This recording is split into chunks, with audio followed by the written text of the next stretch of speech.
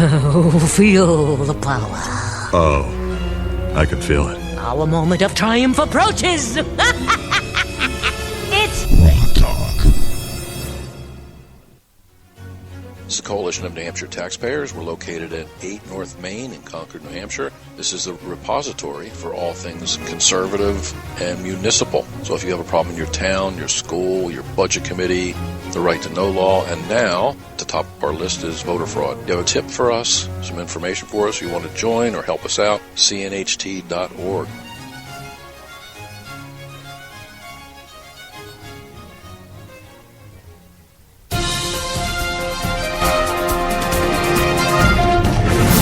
Good morning and welcome to GrokTALK's Is That Really the News Read? We start with Veto Override Day, which needs a new name. After batting around a few suggestions, we've come up with Great PR for Governor Hassan Day, as not one of her vetoes was overridden. We also saw the legislature ignore process and approve a budget deal that gives Democrats nearly everything they wanted, plus a built-in kill switch on the business tax cuts the Republicans wanted. A switch that will be even harder to flick back once it has been flipped to off.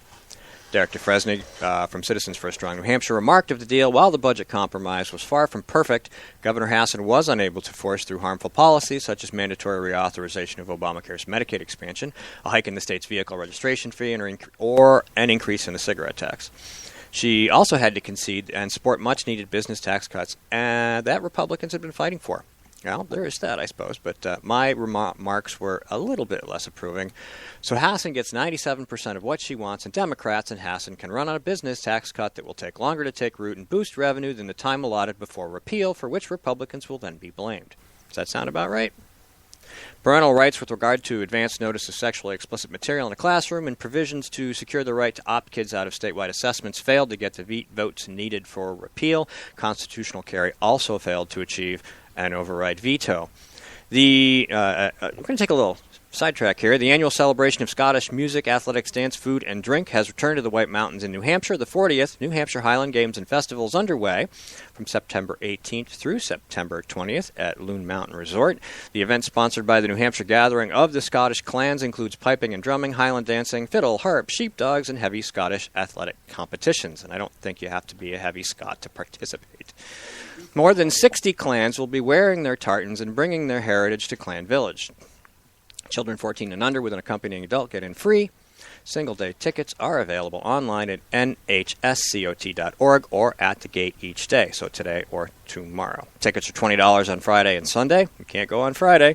Saturday, they're $30. For more information, call 603-229-1975 or email info@nhscot.org. Tomorrow, September 20th, is the New Hampshire Center for Constitutional Studies Constitution Day Forum, where we will be at, or at least some of us will be, at the Sheraton Harborside Hotel and Conference Center, 250 Market Street, Portsmouth, New Hampshire. Guest speakers include Dr. Alan Keyes and Dr. Edwin Vieira. The event runs from 1 to 8 p.m. and dinner is included. Visit nhccs.org for more details.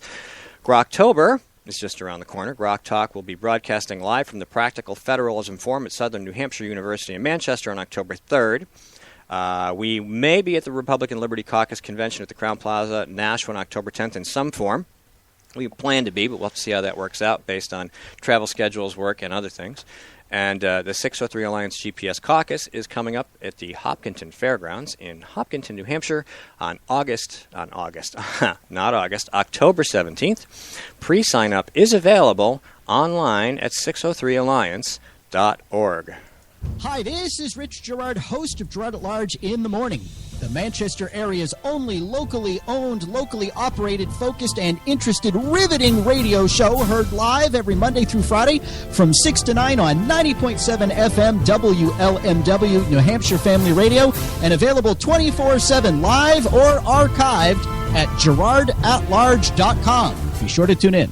Why are you going to want to listen to GrokTALK? Because when it comes to politics, news, and the culture, we are your feared extremist, right-wing, hard-charging, gun-toting, opinionated, outspoken, rabble-rousing, letter-writing, radio, microphone stomping, conservative bloggers and activists. GrokTALK comes to you live Saturday mornings from 9 to 11 a.m. Eastern Standard Time. If you missed us on Saturday, catch us on Monday from 1 to 3 p.m. right here on The Rock, nhcr.com. GrokTALK. From the CNHT studios in Concord, New Hampshire, just a few blocks from the New Hampshire State House, this is GrokTALk. 3, 2, 1. We'd like to welcome you to another edition of GrokTALK, brought to you by New Hampshire's leading conservative blog site, GraniteGrok.com. We are your feared, extremist, right-wing, hard-charging, gun-toting, opinionated, outspoken, rabble-rousing, letter-writing, radio microphone stomping conservatives and rational libertarians. So get ready for more news and opinion you could only get from GraniteGrok.com. GrokTALk. Okay, I have not endorsed Carly Fiorina. I just want to get that out there. I haven't endorsed anybody, but and none of us have, and we're following the interesting candidates, and some are spiking interest, and some are not. And you report on the ones that say or do interesting things, or suddenly attract the attention of the public. welcome to GrokTALK, by the way. It is Saturday, September 19th, 2015. Great show as always. Always like to bring you these interesting guests. Susan Olsen's going to be joining us at 9:30 to go over the lack of veto override events that occurred this week, particularly with a focus on SB 116 constitutional carry. Steve Lonigan from FixADollar.com is also the Director of Monetary Policy at the American Principles in Action, which is holding an event that we just announced we're going to be at coming up at Southern New Hampshire University. We've been talking about it. We'll have some more news and information. You can go to the American Principles in Action website, which I can't remember the name of at the moment, but if you look that up, you'll see the details and you can attend the event. And, of course, we have lots of things to talk about. There was a debate this week. We've had some interesting traffic on the website. We want to talk about some of the blogging that we've done and encourage you to go read those things. As always, we are on Facebook and Twitter, and you can listen to this and past programs on Spreaker, Stitcher, iTunes, TuneIn, iHeartRadio, and YouTube and Ustream. Anywhere, just Google Granite Grok or GrokTALK, and you will find all the wonderful places where you can check out what we write and what we do and the things we say. And we especially encourage our Democrat trackers to go back and check the history, because we love that stuff. Yes, we actually want to hear from you. Knock yourselves out. We really do. Yeah. We really want you to say something. Go ahead. Yeah, because it's like free our- blog material. It's Make like you our just threw a day. big steak right in front of me. Yeah, make our day. I'm going to toss it on the grill, and we're going to have some fun. Yeah, so for instance, let's throw out one little piece of steak meat, red meat for you guys. It doesn't matter that Trump's not talking about that guy who brought up the Muslims at the event in New Hampshire. So there, you guys can stick it. Yeah, as usual, we're going to try to begin with the Whiskey Tango Foxtrots. There's always a ton of them. Skip was doing a little research. We had some fun before the show. We didn't talk about them in the pre-show because we spent most of the time talking about how we didn't endorse Carly Fiorina. Yes.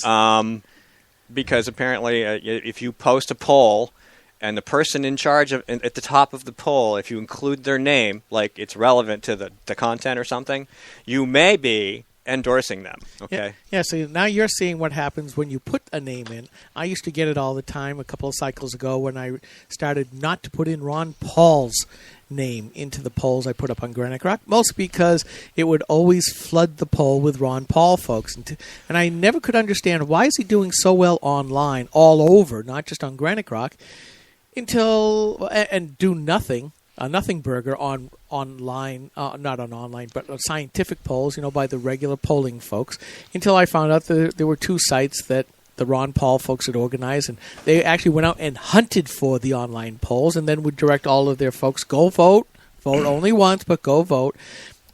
So I got in trouble when I started not to put Ron Paul's name up. And in deference to some of the people who have reached out to me, some of them are just sending me more news, which is good. Thank you very much. I've learned a lot, some great links, and we will try to explore those. I want to make it clear that my absence of exploring them is not a sign that I've endorsed Carly Fiorina. It is a sign that I am very busy and I have a family, and that I have to pick and choose the things I want to write about. But it's a long and complicated story. Eyes open. Yeah. But I just think it's hysterical that I got in trouble for taking a name off. You got in trouble for putting up a name. Trouble's not so much the word, but people make assumptions. Flack. It is Facebook and Twitter and those places, and those are noisy. They're sewers, and it's great. That's where I get most of my news from. I mean, the story that I wrote about the New Hampshire driver's licenses and DHS and them, you're not being able to use those to board an airplane at some point in 2016. It's a great story. It's something I wasn't aware of. It's something that's always been coming. Mm-hmm. that just I never got covered. And Michelle Lavelle, who's a friend of the program, we've had her on before. She happened to post a link from Travel and Leisure on Facebook, and I went, huh? So I followed the link and I read the story, and then I went to DHS and I looked up what they had and what the Real ID deal was. And then I followed some of those links, and then I went and looked for history in New Hampshire on when we voted to not enforce it, basically repeal it in 2007, and put together what I could in a couple minutes, and I posted a story, and it's a great story. I mean, a lot of people weren't aware of it, and so that's the kind of service that we're attempting to provide. Same thing with the poll on Fiorina. We want to try to find news. And a lot of time we just throw stuff out there and see what sticks. And we try and make sure we're bringing you new and relevant stuff. And that worked. And it worked. So it's a great story. And I've seen some great comments on Facebook. I've seen some reps who said, yes, there are bills and LSRs being put together. There's things in the Transportation Committee that people are working on to try to get around this whole problem or to come up with a fix that's convenient, that doesn't require us to have an enhanced license which has an RFID tag in it, because there's a lot of laws in New Hampshire that prohibit that. So, it's a big problem for us. We really have done a great job of limiting the amount of surveillance the state can do. I wrote a post at watchdog.org on the cameras and the RFID tags in the Easy Pass and all the laws and things and the concerns regarding that and how it's very limited and what it can be used for and what it can be stored and for how long. And so that's important in New Hampshire. And the legislature didn't want Real ID. I mean, a Democrat majority legislature and a Democrat governor overwhelmingly voted to kill this. No Real ID. Right. So now, and it's never been something that's popular in the state. Regardless of how liberal some people may be, even the Democrats are like, we're not comfortable with that. Right. So, again, I'd like to see what happens. I'm going to try to reach out to some of these people and get some more details if I can and do a follow-up. Yeah. Well, Real ID was a perfect example in practical nullification at work. You mentioned nullification, you mentioned the 10th Amendment, and the Democrats were froth at the mouth. Oh, but they loved it for Real ID. But if you're talking about medical marijuana, or if you're talking about rolling back some of the surveillance states, you've got an interesting confluence or convergence of libertarians and liberals in this case that said hell no to Real ID in more than half the states at the time, and I'd like to see how many states have actually stuck with that position. And the same thing with medical marijuana is, regardless of what you think about people and marijuana, it's not a federal freaking business. Somebody's calling. Well, look, yeah, I saw the flash. Just put them right on the air because when Which you line? do one probably. I don't know. Yeah, one's flashing. Skip. Just go live. Don't Plug even worry about the plug phone in thing. and answer. Hey there, how you doing? Hello. Who is this? This is Granite Grok? This is Granite Grok. Yes, this is Radical Moderate. Hey, Red. I heard Steve. I hope you do not think that I thought you were stumping for Carly. No, it wasn't you. It wasn't you. Okay, no. My whole purpose was to try and vet the poll, not any reflection. Oh no, absolutely. Nope, that's fine. I wasn't complaining. I wasn't you. No, it was not you. But I appreciate the fantastic columns that you guys have been coming out with lately. They're on a tier, right up there, with the Breitbart, and they're fantastic. That is high praise indeed, sir. Yes, it is, especially from somebody who spends so much time engaging conversation on our website. Yeah, I can barely hear you guys. Oh, really? That's weird. We'll try to boost you up a little bit. What Steve was saying is that's high praise because someone like you who spends so much time writing what I consider, long comments in defense of what's going on, we thank you very much. Well, I just happen to have the luxury of being able to work on my computer, so I switch back and forth. So it's, but it is. Once again, it is very enjoyable to read your work. Everybody, Kimberly's, and especially the new rocksters that you have added. But the quality is incredible. It's really the only voice in New Hampshire that's offering any type of independent thought. you know my opinions that we certainly have controlled media in this state, which is one of the problems. It's stopping truth from breaking through and allowing people to make intelligent decisions politically. So what do you think about this driver's license thing? Yeah, well, that's if you notice my comment on there. I haven't checked yet. It seems obviously it's a violation of the Commerce Clause. I mean, I do not understand why no type of legal response has been mounted against it. And once again, if one party breaches the contract, it makes the contract null and void. I actually have another thought on an angle to attack that. So I'd certainly like to do a quick body count, as it were, to see how many states are still on the nullification. There is a map side. that I posted with the post of states that are complying with Real ID. Yeah, in one form or another. And it should be less than half, unless they've wimped out. But here's my thought. The Constitution requires that the states give full faith and credit to the judgments and edicts of each other, especially as regards driver's licenses, marriage licenses, and I damn well wish it was pistol licenses. But let's stick with what we have. Are we saying that we're considering the driver's licenses of half of the states to be invalid across the nation, or is the TSA a law unto itself? That's a good question. We're going to take a really, really short break. You can stay on the line, Rad Mod, if you want. Hang on. We will be right back after I push a bunch of buttons like always. Hi, this is Rich Gerard, host of Gerard at Large in the Morning, the Manchester area's only locally owned, locally operated, focused, and interested, riveting radio show, heard live every Monday through Friday from 6 to 9 on 90.7 FM WLMW, New Hampshire Family Radio, and available 24/7 live or archived at GerardAtLarge.com. Be sure to tune in. This is the Coalition of New Hampshire Taxpayers. We're located at 8 North Main in Concord, New Hampshire. This is the repository for all things conservative and municipal. So if you have a problem in your town, your school, your budget committee, the right to know law, and now, at the top of our list is voter fraud. You have a tip for us, some information for us, you want to join or help us out, cnht.org.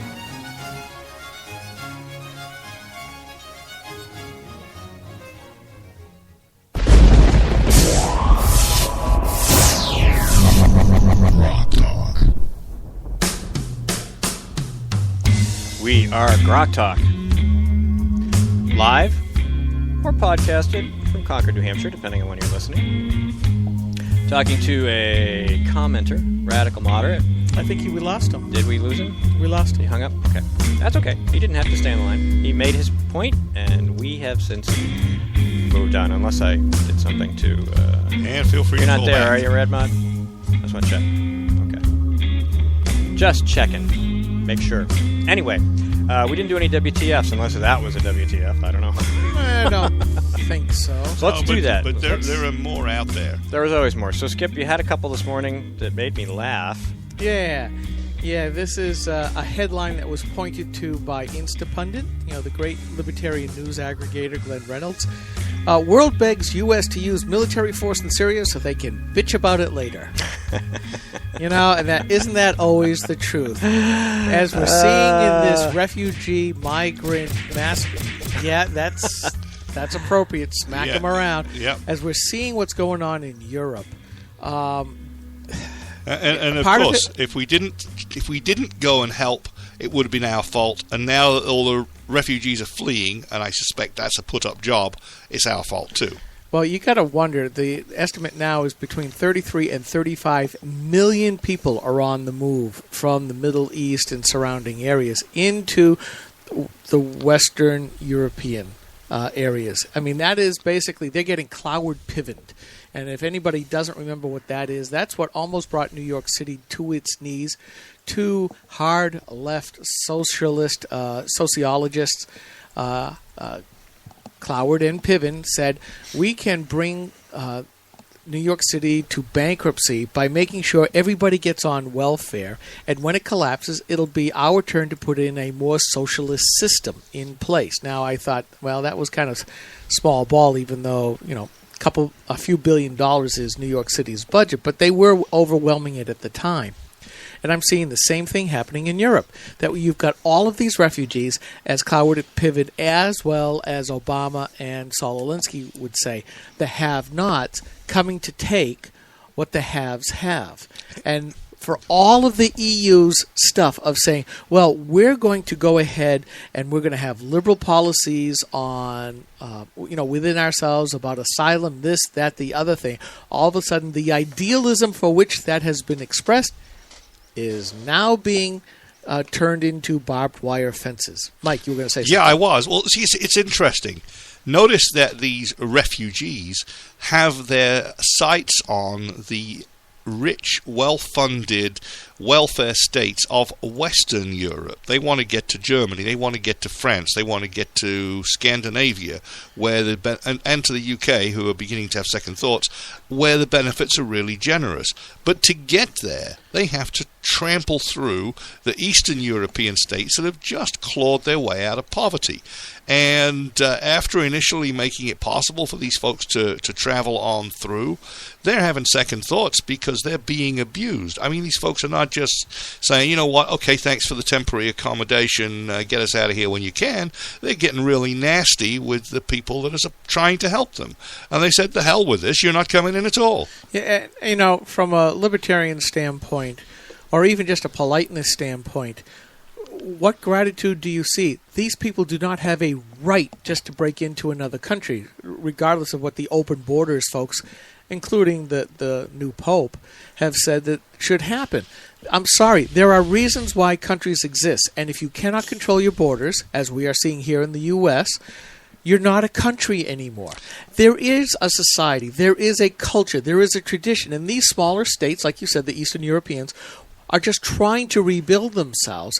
And I think what we have seen from this side of the pond, looking at all the problems that France and Sweden and Britain have had with their asylum seekers, their migrants who have no intentions of assimilating, being of Islamic, hard Islamic standings.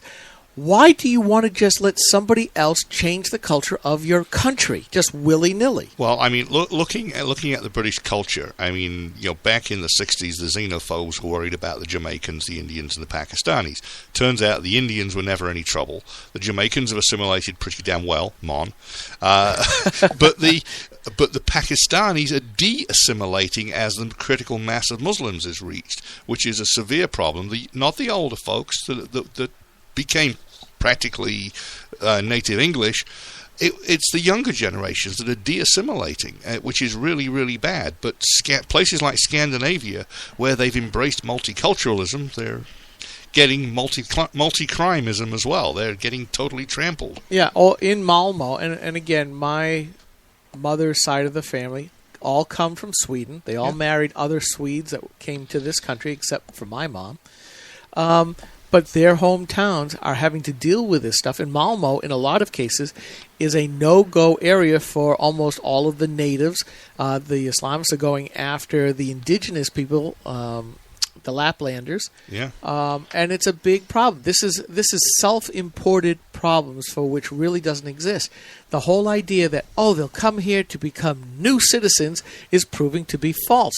All I have to do, Mike, you are a shining example, you and Mom are, of people who came here and wanted to be Americans, not British Americans, British-Americans, but Americans. Now, you're not naturalized yet, but I will tell you that you are more of an American citizen in heart and spirit than many, many American citizens that I know. And contrast that with what we see in the Minneapolis-St. Paul Twin Cities area with their huge Somali population, biggest in the country, and as you said, the de-assimilation of the second generation and the Islamic Jihad problem that we have in the United States because of that population. Yeah, it's terrible. I mean, we came here as skeptics and temporarily We couldn't quite, Skeptics? we couldn't quite figure out what this brash country was all about, and these ultra big cars and gas guzzlers and oversized kitchen appliances and all that kind of stuff. But it didn't take us long to get in the swing of things, and we were already fans of Ronald Reagan anyway when we came here, so it wasn't a big jump. But we came here somewhat skeptical, and we got used to it, and we came to love it over a matter of a few years, and we decided this was going to be our home. And then we started to take a more serious interest in politics and realized what was going on and how the Constitution was being trampled, and we decided it was time to get the heck in there and mix it up a little and try to make sure that we preserve this country, the last best hope for man on earth. Yeah, and a lot of us here are watching Europe going, and they're turning off their lights themselves. Right. And I got a suggestion for all these refugees. It's time for the U.S. to step up to the plate, to provide a flotilla of huge passenger and cargo ships to move them to a climate that's completely hospitable, similar temperatures and stuff to what they're accustomed, and dump all these folks on the shores of Mexico. Who we know are extremely welcoming to immigrants. Yeah, colors inside out, Skip. Oh, yeah. I can't even dress myself in the morning. It's a good thing it's on the other side of the camera. As we know, Mexico is extremely welcoming to immigrants. So Won't they welcoming then just move north and come that they here? either jail them, send them back, or pass them through to the United States. Yeah, So, anyways, I got a couple other go for it. WTFs. You got 2 minutes. Professors, federal government should totally seek RICO charges against climate change skeptics. So just because you don't believe the way that you want, use these racketeering charges to shut you up. Yeah, free speech, you fascists.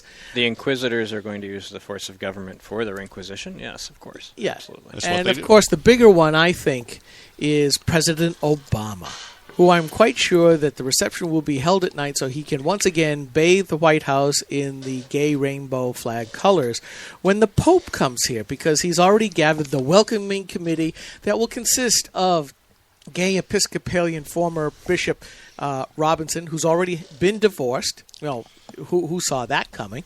A number of transvestites, as well as a Catholic nun who is totally against some of the major pillars of the Catholic doctrine. And in other words, people that are not Catholic at all. There won't be anybody there that disagrees with him. Disagree with Obama? Absolutely. But to think that this is That's not what I said, but that's okay. Okay, I took it the other way. That's all right. But this is the head of state. The Vatican is a foreign country.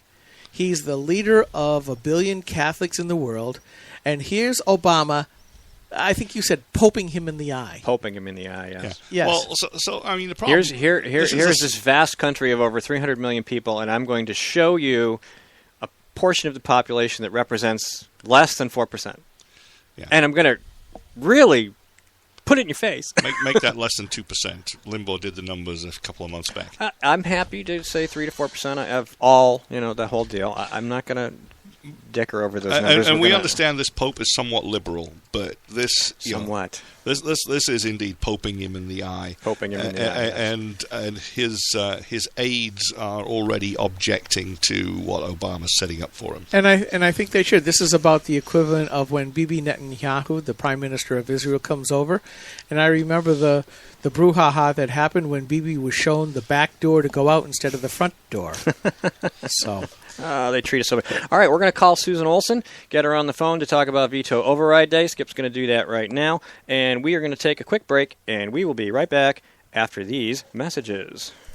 Talk comes to you live almost every Saturday morning from 9 to 11 a.m. Eastern Time on New Hampshire's leading conservative blog site, GraniteGrok.com. You can also listen live at Spreaker.com. If you missed a live show, catch up with the podcast at GraniteGrok.com, Spreaker.com, on Stitcher Radio, at iTunes, TuneIn, or iHeartRadio, and now on The Rock, New Hampshire's Christian radio station, TheRockNHCR.com. GrokTALk is a mobile-ready broadcast, so you can listen anywhere, anytime on your PC, laptop, tablet, or smartphone. GrokTALK.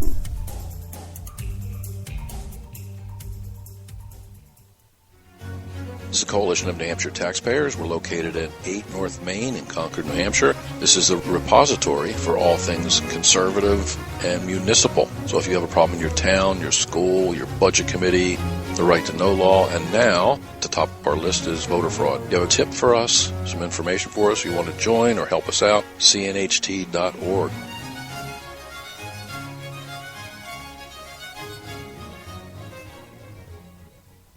From the CNHT studios in Concord, New Hampshire, just a few blocks from the New Hampshire State House, this is GrokTALK.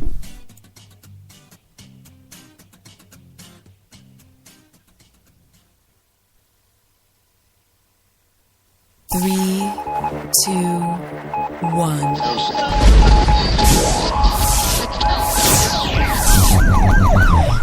We'd like to welcome you to another edition of GrokTALK, brought to you by New Hampshire's leading conservative blog site, GraniteGrok.com. We are your feared, extremist, right-wing, hard-charging, gun-toting, opinionated, outspoken, rabble-rousing, letter-writing, radio, microphone-stomping conservatives and rational libertarians. So get ready for more news and opinion you could only get from GraniteGrok.com. GrokTALK.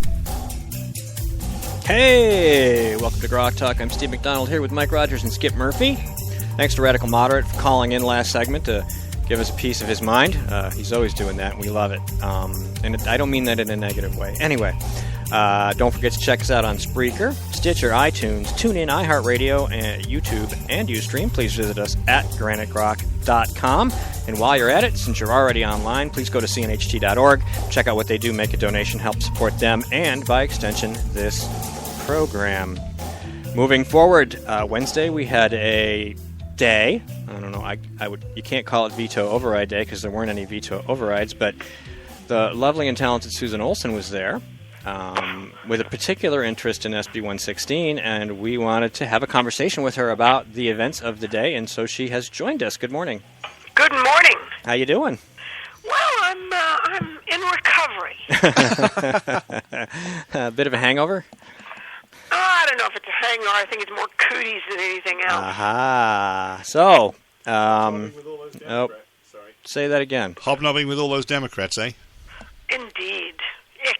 Ick. Ick. All right. So, obviously, SB 116, you spent most of the year working on this legislation, promoting it, advancing it. And, of course, Wednesday, excuse me, partisan party lines in the Senate, they killed a veto override. Let's talk about it.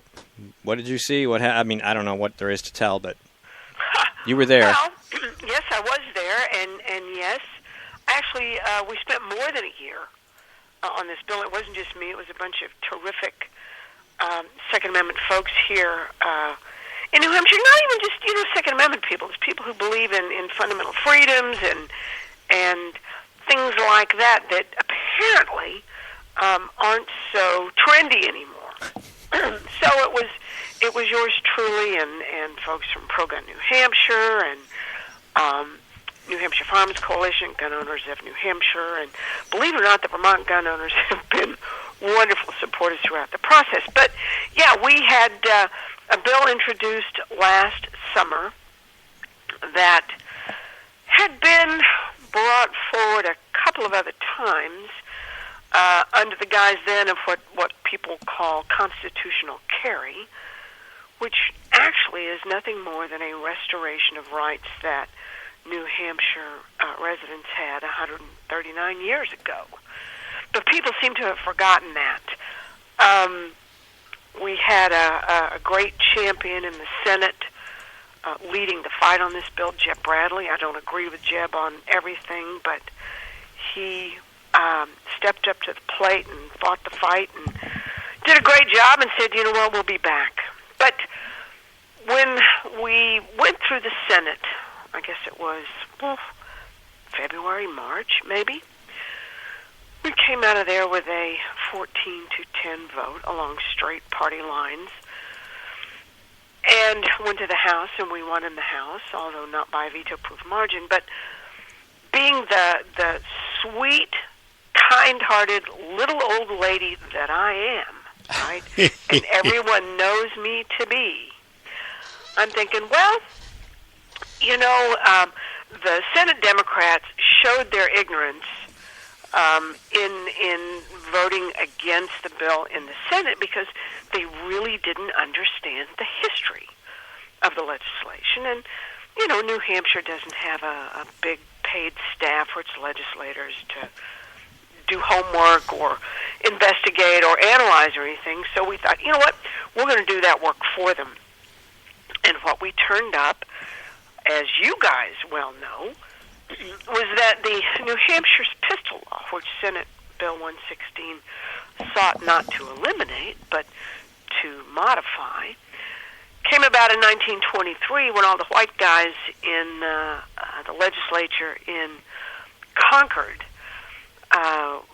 demonstrated their ignorance and cowardice by passing legislation that punished legal immigrants and, forgive me, union workers. The Amoskeag Mills had just come off of a 9-month-long strike for better wages and better hours, and led by the United Textile Workers out of Massachusetts. Most of these people who'd gone on strike were legal immigrants, not illegal immigrants, people that had in fact been recruited to come in and work in the Amoskeag Mills, because I guess the white guys in Concord didn't want to do that work. So they brought in a bunch of people from overseas. And after the strike, it was a 9-month strike, they lost. But the fact remains that the guys in Concord thought, wait a minute, we can't have all these foreigners, legal immigrants, walking around with unfettered rights. So they did two things. They enacted this New Hampshire so-called pistol license law, which forbade forever foreign-born, unnaturalized citizens from owning firearms outright. Not that they could go and get a license and possess one, but they couldn't own one, period. Put them in the same class as felons. Secondly, they decided they couldn't, knowing that they couldn't outlaw guns. They couldn't do it. Even this Democrat moron Governor Fred Brown realized he couldn't outlaw guns. But he outlawed them for some people, and for the rest of the folks in New Hampshire, the law-abiding citizens of New Hampshire, he made it to where they had to go beg their local police chief for a piece of paper and the local police chief's blessing that they were, in fact, sufficiently suitable to own a firearm. Problem is they didn't define suitable. So it was in the eyes of Democrat Governor Fred Brown and all his white buddies in the legislature. Bad idea. So we thought, okay, let's explain this to the New Hampshire Senate Democrats, because aren't Democrats the party of the people, of the minorities, of the unions, of the little guy? And one by one, we met with only a few of them, because most of them wouldn't talk to us. Certainly, Haggie Masson, not the least of them, she absolutely refused to talk to us. But we went to senators that we thought, by virtue of their records and their reputation and my own personal knowledge as a recovering lobbyist, went to talk to them to explain this to them. And we thought, you know what, now that you know this, you may not like the idea of firearms, but you have to take on board and take to heart the fact that your own party did this. So let's fix that. Well, we had hopes that there were a couple of senators, sensible senators, on the Democrat side that might go, all right, we'll hold our nose about the firearms, but we'll vote to do the right thing.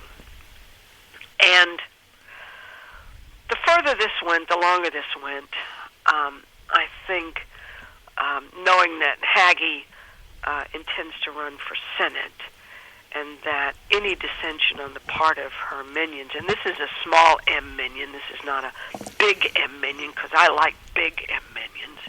She and her minions, she wasn't going to brook any dissent. And so Big Bad Jeff Woodburn, the king of the North Country, whipped his folks into shape, and we got a straight 14-10 vote out of it. Disappointing. Disappointing. But the worst part of it is the same guy that led the floor fight originally, Senator David Pierce from Hanover and Lyme and Enfield and all those snotty places up near Dartmouth, got up, and this guy is alleged to be an attorney, right? I've never checked to see if he really got out of school or passed his bar exam. This guy who's alleged to be an attorney gets up and lies. All right? And he sees the camera out of the corner of his eye a couple of times, and I guess he blinked, but this guy stands up and says that, you know what? Why should firearms be treated any differently from any other constitutional right for which we must register? Did you know that Senator David Pierce believes that the right to vote is somewhere in the Bill of Rights? Oh, I'm not surprised. Yeah, and he says constitutional carry, you know, it sounds good, it feels good, it looks good, but when you look under the hood, it's just misleading. And then he goes on to insult our neighbors to the west in Vermont, saying that, you know, you hear all of this stuff that Vermont's the safest place in the country, and they don't have any gun laws and all. Well, he makes stuff up. This guy just makes stuff up, I guess thinking that people don't do their homework. Well, the guys from Vermont happen to be in the gallery. And the guys from Vermont happen to hear this moron. And I happen to send the video that we took of Senator Pierce to the guys in Vermont. So the fact that the license that was brought into being by the original piece of legislation is still on the books, it's going to remain on the books, and that these guys think it's all about public safety is baloney. And anybody who believes differently must be a Republican, because all the Senate Democrats went along with it. They went along with Maggie, and they poked their finger in the eye of every law-abiding New Hampshire citizen. So maybe I'm still a little raw after this, but you know what? I'm just going to rest up and go at it again. Well, good for you. And hooray for you. Do you want me to resurrect the Sand and the Minions picture for this? That'd be great. It's in the library if you want to just grab it for your post. Oh, I'll do that. And then we need to start taking a hard look at Senator Pierce. You probably can't dislodge him from the ivory towers that are his district, but there are two senators. Old half-baked Hosmer from Laconia. That would be mine. That would be yours. And big, bad Jeff Woodburn, king of the North Country.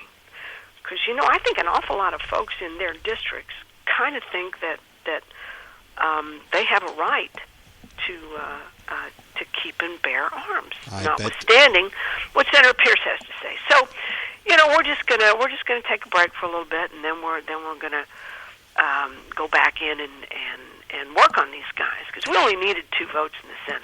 Hey, we're going to take a break, too, and you stay on the line, and we will be right back. We're talking to Susan Olson. This is GrokTALK. Hi, this is Rich Gerard, host of Gerard at Large in the Morning, the Manchester area's only locally owned, locally operated, focused, and interested, riveting radio show, heard live every Monday through Friday from 6 to 9 on 90.7 FM WLMW, New Hampshire Family Radio, and available 24/7 live or archived at GerardAtLarge.com. Be sure to tune in. From the CNHT studios in Concord, New Hampshire, just a few blocks from the New Hampshire State House, this is GrokTALK.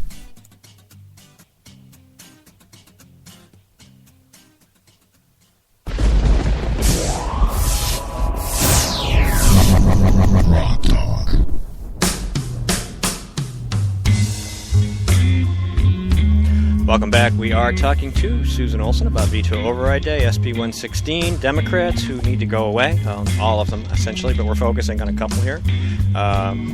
Half-Baked Hosmer and King of the North Country. King of the North Country. Jeff Woodburn. Well, you know, I'd even think that the people in Pierce's district value their right to self-defense. You can't tell me that every professor that's managed to get himself a nice home doesn't want to defend his property and his family. Yeah, but he can. It's the other people. Yeah. It's those other people.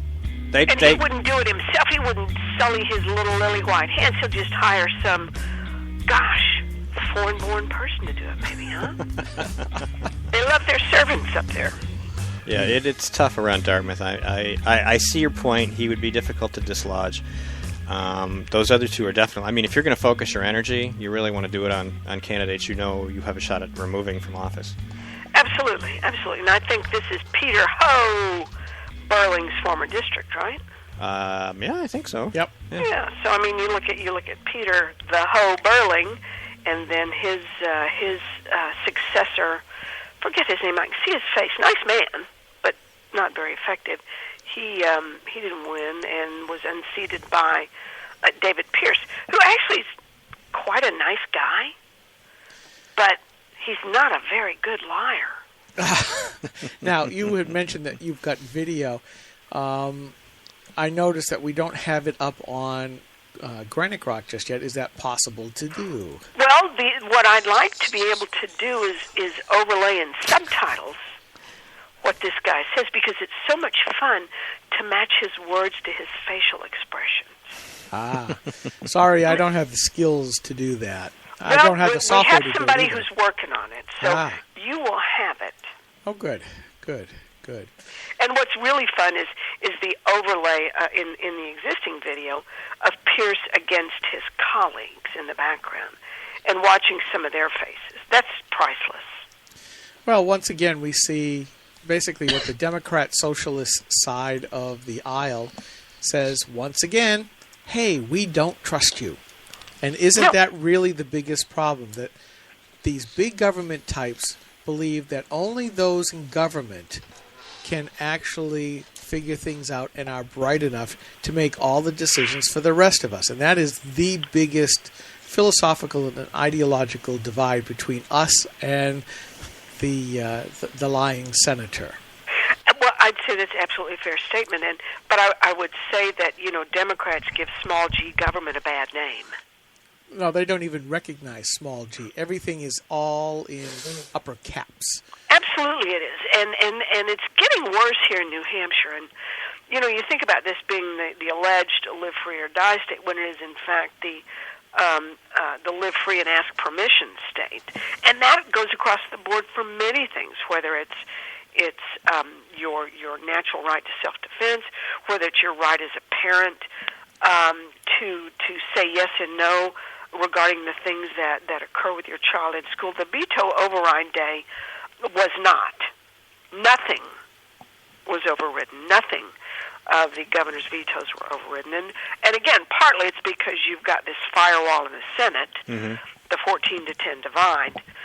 But it's ideological. I think Haggie's announcing her candidacy today at the Democrat convention, and you look at what they've got queued up. You've got Baby Shaheen, who announced in the Portsmouth Herald 2 or 3 days ago that she wasn't going to run again because she was going to volunteer and focus her time on diabetes awareness. Did you read that headline? No, I did not. No, I kept it and I screenshotted it because the next day it's the same picture of her with the Eddie Munster hairline, announcing that she may run for governor, because I guess it's all that whole divine right of dictators. You've got Bushes, you've got Clintons, you've got Sununus, and you now got Shaheens. I guess this is equal opportunity empirism. So you said Baby Shaheen, so it's not Jeannie herself. No. It's her daughter, who apparently is a one-time city councilor out of Portsmouth. Well, it makes her qualified. It does. Although, being a city councilor in Portsmouth does put you in real touch with the people, right? Does, yeah. Yeah, like Martha Fuller Potter, who I actually grabbed in the elevator the morning of the veto. And I rode up and I said, Senator, I've been trying to meet with you for weeks and weeks. And in fact, I had, several months ago, dropped off a briefing book on the history of pistol licensing. And she looked at it and she went, okay. And it may be just because she was off her meds for that day, but rode up within the elevator and I said, Senator, I've been trying to meet with you. She says, I can't meet with you. And I said, well, I realize it's a little late now. I said, but, I've had past tense, I didn't say that, but I said I've had respect for you in the past as a civil libertarian. I said, and I know that you know in your heart that this is wrong. And she says, well, you can't say that, and I'm going to vote against it. Well, so much for honest back and forth with someone on the other side of the aisle from her standpoint. Well, it was in the elevator, and we're the only two people that heard it unless the elevators are bugged. But, this is the same woman that rode up on the curb and hit two people driving, so I'm not sure well, no, she even got what I was saying. It's to the point where we're always hearing about civility and bipartisanship from the Democrats, yet when it's time to do so, they go right back to the party dogma. Well, it's only bipartisanship if Republicans bend over and grab their ankles. And that's the point I was waiting to hear from you. And that's it. Come on, let's face it. No, it's only bipartisan if Republicans or conservatives cave. Correct. There's never bipartisanship. If it were bipartisan, a couple of freaking Democrats would have joined us on the vote. And besides, liberal doesn't mean liberal with social with human rights. It means liberal with other people's money and liberal with morality, i.e., the less the better. Yeah, and now we're back to the discussion of government with a small g or government in all big caps. And I think that little vignette you just gave us is absolutely indicative of the all caps kind of deal. But you've got to admit, the Republicans, for all of the rhetoric expressed at campaign rallies and events and in the platform, they are the junior Democrats, part and parcel. And the only thing they care about is Republicans for the sake of the Republican parties. And as long as they're in power or have some sway in it, I've gotten to the point where I'm getting ready to say they're just politicians, period, without any kind of foundation. If they don't toe the line on the party platform, they're worthless. I mean, Donald Trump, I think, made a statement a few weeks ago that none of the others bothered to do when he signed the pledge for the Republican Party and to the conservative principles for which it stands, which nobody else actually did. I mean, he gets it. Even if he's not going to toe that line, he gets it. And Jindal on the junior debate. If we can't defund Planned Parenthood now, if we can't stand up for innocent human life after these barbaric videos, it is time to be done with the Republican Party. Well, I'll tell you what. Embroidered on all of the pillows in my home are two phrases. The first one says, "Screw D.C." The second one is "Save New Hampshire." So you guys know that I don't give a red rat's rear end about national politics. I really don't. Because if we can't save New Hampshire, if we can't preserve what at one point was the home of the guys who actually took on the British government post its attempts to disarm the citizenry, if we can't save New Hampshire and preserve that legacy and recognize that legacy, it really doesn't matter what goes on in Washington. Look at Kelly Ayotte, for God's sake. She would have been just as happy for the Republicans to continue to fight Maggie Hassan over the budget because it keeps Hassan busy when she could be actually fundraising to run against Kelly Ayotte. And I'll tell you something else, guys. How much time do I have before the next break? For your segment's over in about 4.5 minutes. Okay, good. Now, a couple of 3 weeks ago, I don't remember the date exactly, there's a big gun show in Concord, right? Yep, we talked to you. Yeah, and at that gun show, no politicians showed up. But, although allegedly Lindsey Graham showed up, but I don't consider him whatever. But sitting there at a table, and on the table is a petition. And we're asking people to sign this petition to tell not just Maggie Hassan, but the Senate Democrats that they need to overturn the veto on 116. So I chose this relatively unattractive photo of Hagee to put on the petition. And this guy walks by with, I don't know, maybe a $30 haircut, walks by and sees this picture of Hagee. He goes, "Oh, what's this all about?" So I explain it to him. And he looks vaguely familiar to me, right? And I said, "Would you like to fill this out?" And he says, "You bet." And so I introduced myself, and he introduces himself, and he says, and I felt so sorry for this poor bastard. He goes, "I'm Kelly Ayott's husband." Not that she's my wife, right? Mm-hmm. I'm her husband. Mm-hmm. And I took about 30 minutes. And I said, "Well, I don't know what you're signing this petition for." I said, "Your wife opposed this when she was the Attorney General. Not only did she oppose constitutional carry, if that's what you want to call it, she opposed stand your ground." I said, "Why would you sign this? Your wife doesn't agree with this." And he looks at me, and he says, "Well, that's not true." And I said, "Well, yes, it's true." I said, "Call her up and ask her." And so he's on the phone with her for some other reason. And I said, "Well, you can tell your wife that I'm the one that gave her the 9mm earrings with the big 10mm pearls on it, okay, at the Warner Fall Foliage Festival 3 or 4 years ago, whenever she was running." And he looked at me, he goes, "I remember that." I said, "Well, she doesn't." I said, "So why would you sign this petition?" He's like, so he's all indignant and wanting to, God bless him. Any man that says, "That's my, I'm her husband," instead of "that's my wife," all right, already I feel a little sorry for, but not enough. Oh, wow. But he did give me his email and cell phone number, which I'm selling, by the way, to any interested parties. I'm kidding, of course. Just pull a Trump and just put it out there. I think I might. In fact, maybe I should publish a photograph of that petition, because I kept all of them before I turned them in. Mm-hmm. I would. I think I will, and I'll send that to McAyotte. I haven't gotten to it yet, but I guess she confronted Ted Cruz, and she wants to know how he's going to be successful with the next government shutdown. And as all true conservatives know, the only real government we normally need the federal government for is pretty much the military. Everything else could be done by the states, pretty much. So when they talk they could bury the dead. Well, yeah. But, if the federal government shuts down, big deal. We got 50 more right behind it.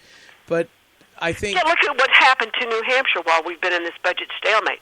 Oh, my God, oh, my God. Yeah, we save money. Yeah, and I'm thinking, isn't that what the conservative Republicans should be doing?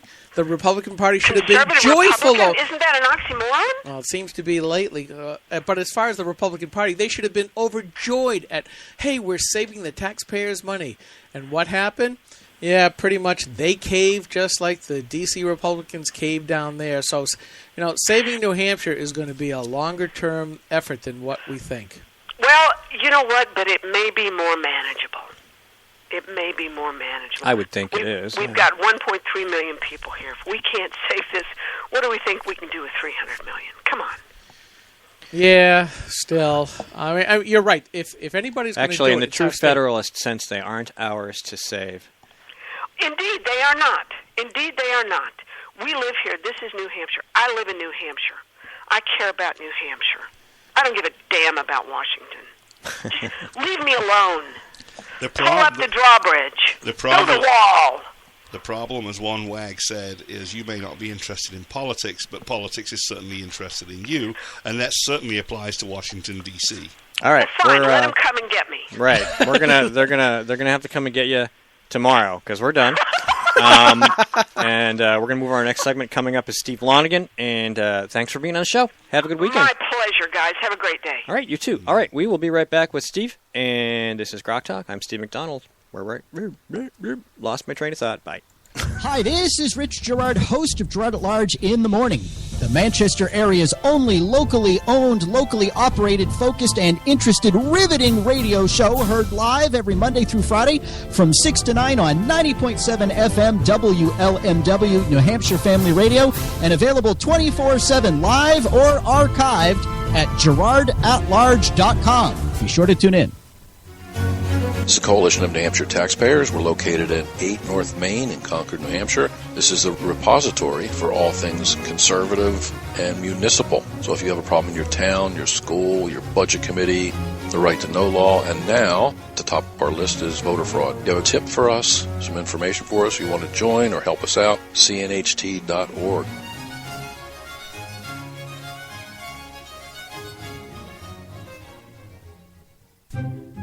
The opinions expressed on this program are those of the speakers and not necessarily those of CNHT, GrokTALK.com, this station, or anyone else for that matter. GrokTALK. Oh, feel the power. Oh, I can feel it. Our moment of triumph approaches. It's GrokTALk. This is a coalition of New Hampshire taxpayers. We're located at 8 North Main in Concord, New Hampshire. This is a repository for all things conservative and municipal. So if you have a problem in your town, your school, your budget committee, the right to know law, and now at the top of our list is voter fraud. You have a tip for us, some information for us, you want to join or help us out, cnht.org.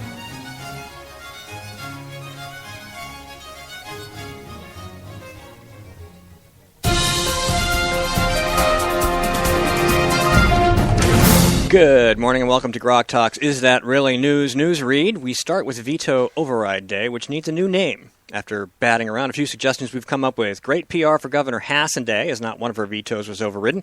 We also saw the legislature ignore process and approve a budget deal that gives Democrats nearly everything they wanted, plus a built-in kill switch on the business tax cuts the Republicans wanted.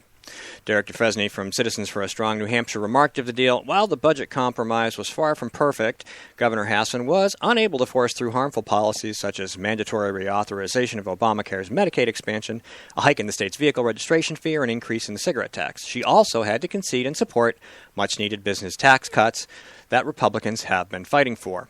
Well, there is that, I suppose. My response was a little bit less approving. So Hassan gets 97% of what she wants, and Democrats and Hassan can run on a business tax cut that will take longer to take root and boost revenue than the time allotted before repeal, for which Republicans will then be blamed. Does that sound about right? Parental rights with regard to advance notice of sexually explicit material in a classroom and a provision to secure the right to opt kids out of statewide assessments failed to get the votes needed for repeal. Constitutional carry also failed to achieve an override veto. Local events. The annual celebration of Scottish music, athletics, dance, food, and drink has returned to the White Mountains in New Hampshire. The 40th New Hampshire Highland Games and Festival underway from September 18th through the 20th at Loon Mountain Resort. The event, sponsored by the New Hampshire Gathering of the Scottish Clans, includes piping and drumming, Highland dancing, fiddle, harp, sheepdogs, and heavy Scottish athletic competitions. You don't have to be a heavy Scot to participate. More than 60 clans will be wearing their tartans and bringing their heritage to Clan Village. Children 14 and under with an accompanying adult get in free. Single-day tickets are available online at nhscot.org or at the gate. Tomorrow, September 20th, is the New Hampshire Center for Constitutional Studies Constitution Day Forum at the Sheraton Harborside Hotel and Conference Center, 250 Market Street, Portsmouth, New Hampshire. Granite Rock is expected to be there. Guest speakers include Dr. Alan Keyes and Dr. Edwin Vieira. The event runs from 1 to 8 p.m. and dinner is included in the cost of your admission. Visit nhccs.org for more details. Groktober is right around the corner. GrokTALK will be broadcasting live from the Practical Federalism Forum at Southern New Hampshire University in Manchester on October 3rd. Steve Lonigan, our next guest, is associated with that group. The Republican Liberty Caucus Convention is at the Crowne Plaza Nashville on October 10th, and we hope to be broadcasting from there as well. And the 603 Alliance GPS Caucus will be held at the Hopkinton Fairgrounds in Hopkinton, New Hampshire on October 17th. Pre-sign-up is available online at 603alliance.org. And that is, ladies and gentlemen, your Is That Really News read for September 19th, 2015. We'll be right back in a few minutes with Steve Lonigan to talk about the Fed and economics. Please stay tuned. Hi, this is Rich Gerard, host of Gerard at Large in the Morning, the Manchester area's only locally owned, locally operated, focused, and interested riveting radio show, heard live every Monday through Friday from 6 to 9 on 90.7 FM WLMW, New Hampshire Family Radio, and available 24/7 live or archived at GerardAtLarge.com. Be sure to tune in. Why are you going to want to listen to GrokTALK? Because when it comes to politics, news, and the culture, we are your feared extremist, right-wing, hard-charging, gun-toting, opinionated, outspoken, rabble-rousing, letter-writing, radio, microphone stomping, conservative bloggers and activists. GrokTALK comes to you live Saturday mornings from 9 to 11 a.m. Eastern Standard Time. If you missed us on Saturday, catch us on Monday from 1 to 3 p.m. right here on The Rock, NHCR.com. GrokTALk. From the CNHT studios in Concord, New Hampshire, just a few blocks from the New Hampshire State House, this is GrokTALk. 3, 2, 1.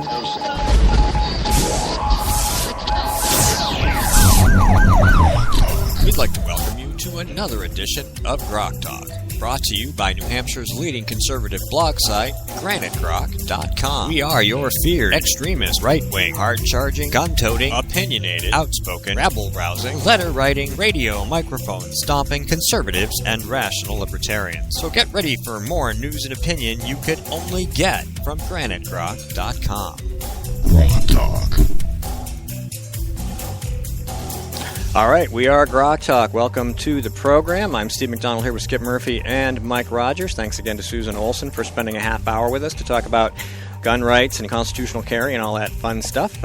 Thanks again to Radical Moderate gave us a call. And, in the opening segment, you folks are welcome to call us, 603-715-9689. That's 603-715-9689. Please check out Granite Grok on Facebook and Twitter. And, of course, you can listen to this and past programs on Spreaker, Stitcher, iTunes, TuneIn, iHeartRadio, YouTube, Ustream, and always at GraniteGrok.com. Our next guest is Steve Lonigan. He's the head of Fix a Dollar Project. You can check them out at fixthedollar.com. He's the director of monetary policy for the American Principles in Action, former state director for Americans for Prosperity in New Jersey, and he was also the mayor of Bogota, New Jersey. Please welcome to the program, Steve Lonigan. Good morning. Did we lose him? I guess we lost him. Oh, we lost him. Oh, no. All right. Well, welcome to the program, Steve Lonigan. Oh, there he is. Maybe he's calling us. He got the number. Okay. It's just pick it up.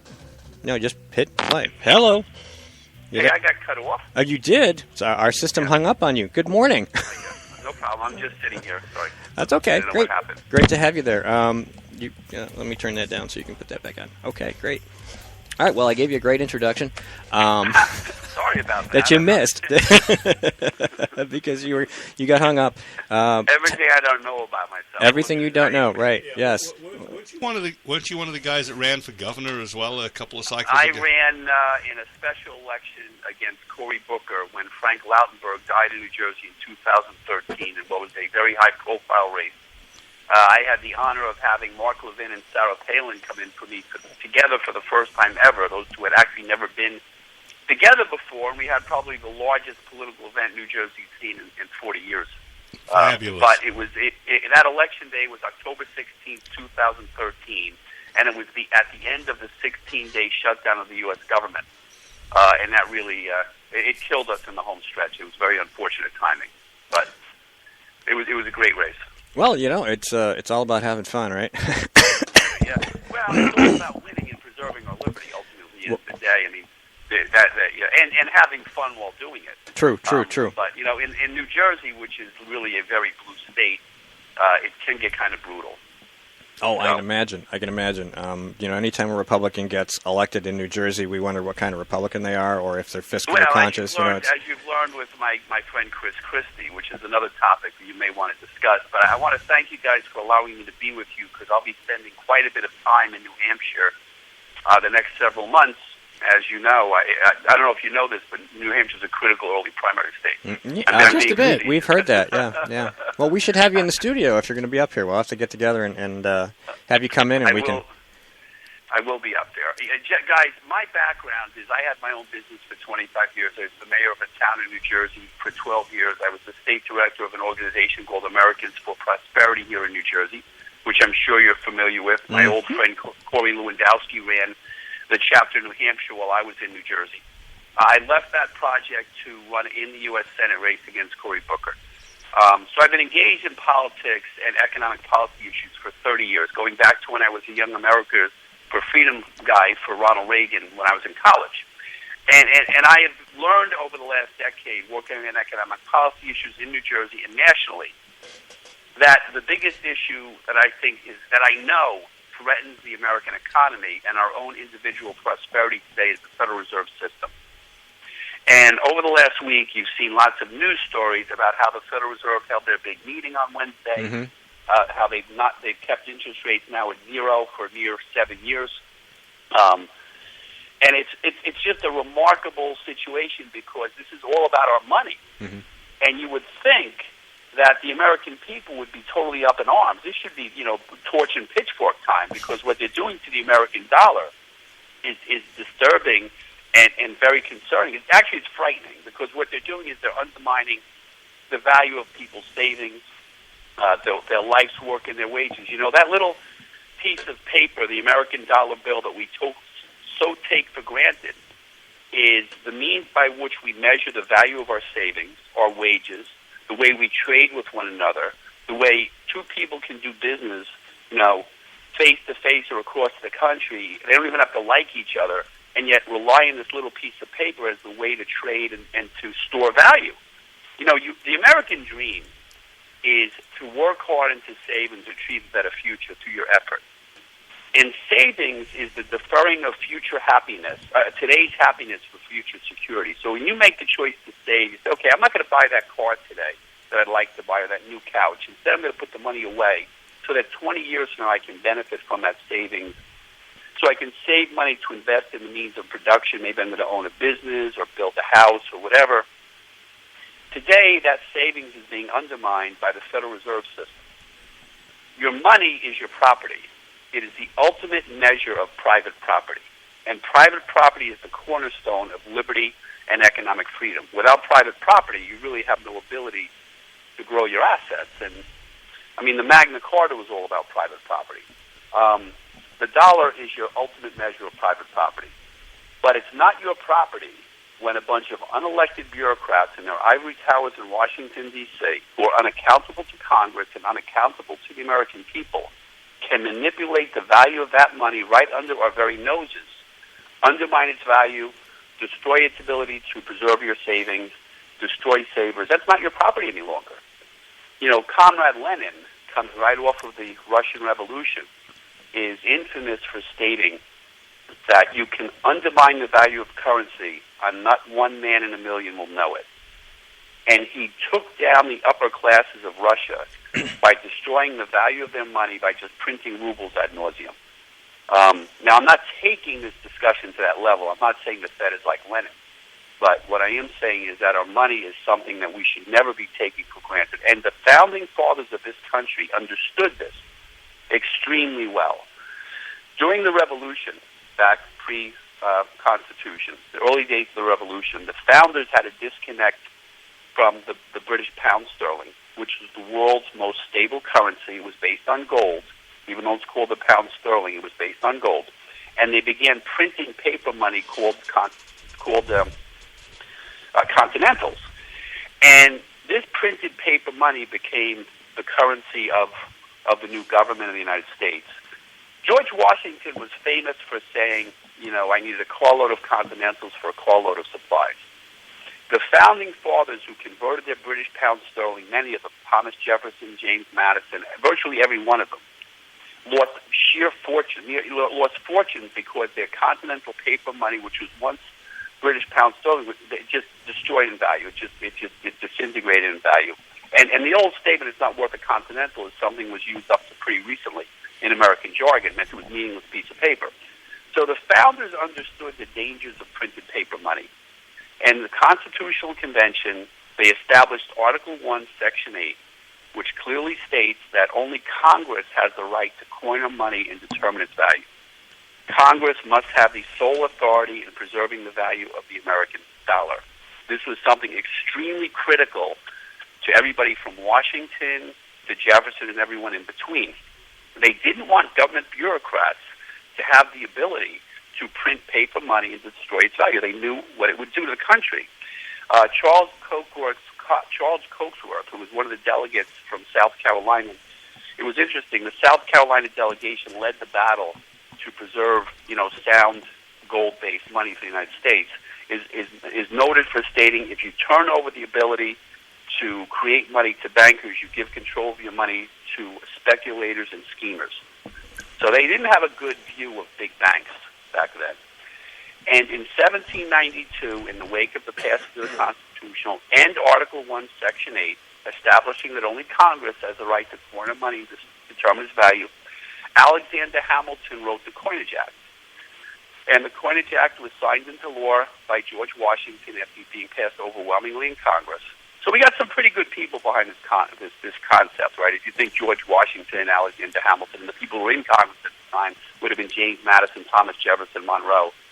And that established, the gold dollar, the gold $20 gold piece is the sort of preeminent coin, and the $1 silver dollar coin as the most popularly used currency.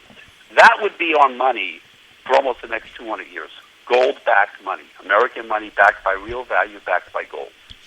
Okay, got a couple of quick points there on this. One of them is Hamilton, who was also in favor of a central bank, so he got kind of a split personality on this stuff. But the other is, could you in fact say that the Federal Reserve Act and the other things that happened in that period were the beginning of the end of the authority of Congress? In other words, they rather than making decisions themselves, they elected to pass their power to unelected bureaucrats. Well, that was exactly my next phase. After establishing American money backed by Congress in 1913, Congress passed the Federal Reserve Act, which was the beginning of abdicating their power to this unelected bunch of bureaucrats. Now, the idea behind the Federal Reserve originally was a good one. It was a backstop for the banks. J.P. Morgan had basically bailed out Wall Street a couple of times in the earlier part of that century, and he said, "Look, I can't keep doing this. We have to have a better system." The original Federal Reserve System, as set up in 1913, actually was running the gold standard and using gold-backed currency up until, phases. First Franklin Roosevelt and then Richard Nixon in 1971, who officially killed the gold standard. So the Federal Reserve System, it's remarkable. Charles Hamlin, who was the first Federal Reserve Chairman, when it was first established, had an event in which he said, with the establishment of the Federal Reserve, there will be no more financial panics. Of course, that would be followed by the Depression and everything else. But there was no panic. No panic. The effort that I'm involved in, because there's so many aspects to monetary policy and the effect on our country we can talk about. What I am engaged in New Hampshire in the next 6 months, and have been in Iowa and other states, is to drive this monetary policy issue, what used to be called the currency debate, into the presidential primary and the presidential campaign. We believe it's essential. Many Americans are waking up to this fact that we believe that it's essential that Congress take back its authority over the Federal Reserve System, and that we have a president who understands the importance of the Federal Reserve System and makes it an issue in the upcoming campaign. I was very disappointed that CNN did not have a single question, any really good sound economic policy questions, but particularly on the Federal Reserve System in the debate last Wednesday night. Steve, we're going to take a really short break. When we come back, we can maybe come up with a list of questions you would have asked. Stay tuned. Hang on. We'll be right back. I'm Steve McDonald, Skip Murphy, Mike Rogers. We're talking to Steve Lonigan. This is GrokTALK. This is a coalition of New Hampshire taxpayers. We're located at 8 North Main in Concord, New Hampshire. This is a repository for all things conservative and municipal. So if you have a problem in your town, your school, your budget committee, the right to know law, and now the top of our list is voter fraud. You have a tip for us, some information for us, you want to join or help us out, cnht.org.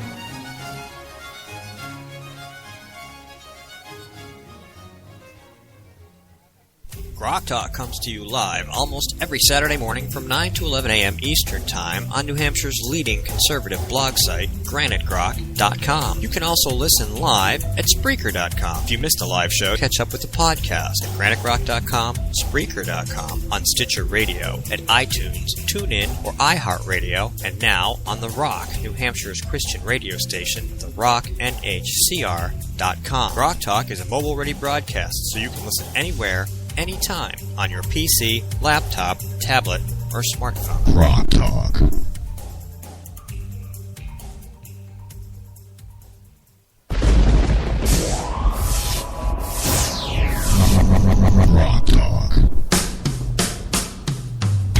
Welcome back to GrokTALK. Steve McDonald, Skip Murphy, Mike Rogers talking to Steve Lonigan about money, fiat currency, gold standards, the Fed, amongst other things. I had a quick question for you, Steve. I'm not an economist. I don't play one on the blog, and I'm certainly not one in general, but I try to look at some of this stuff. Mike's our monetary guy, really. But I was poking around this morning, and I came across an article in the Fiscal Times written by Sam Fleming, and it's called "Yellen Gives Investors a World of Worry." And the second paragraph, it says, Federal Reserve Chair Janet Yellen has built the case for higher interest rates this year on the foundation of rapid hiring by corporate America, driving the U.S. to full employment. Now, I pay attention to politics. I live in a different America from this woman. Yeah, listen, I got to tell you, this is the ultimate example of what Hayek called the fatal conceit. Thinking that these central planners can plan the economy, can plan economic growth. The economic growth comes from the free enterprise and the private sector, not from these central planners. And the ultimate thing they can give free enterprise and the private sector is a sound dollar that they can rely on. And that's ultimately what our whole issue is about. You know, every year, this is really interesting. Every year the Federal Reserve holds their annual Jackson Hole Symposium. It's their big flagship event, and that's where these central bankers from all over the world come out to Jackson Hole and pat each other on the back and talk about what a great job they're doing central planning our economy and our lives. So this year, for the first time in the 101-year history of the Fed, we staged a counter-conference to the Jackson Hole Symposium, and we brought some of the best and brightest minds in the country and in the world to Jackson Hole, Wyoming. 2 weeks ago, Kim Moran, one of your great bloggers and writers, was with us at this event. We had people from around the world, Australia, New Zealand, a couple of members of the British Parliament, a couple of great, just re-elected conservative members of the House of Commons. And it was quite dynamic because no one has ever challenged the Fed toe-to-toe before.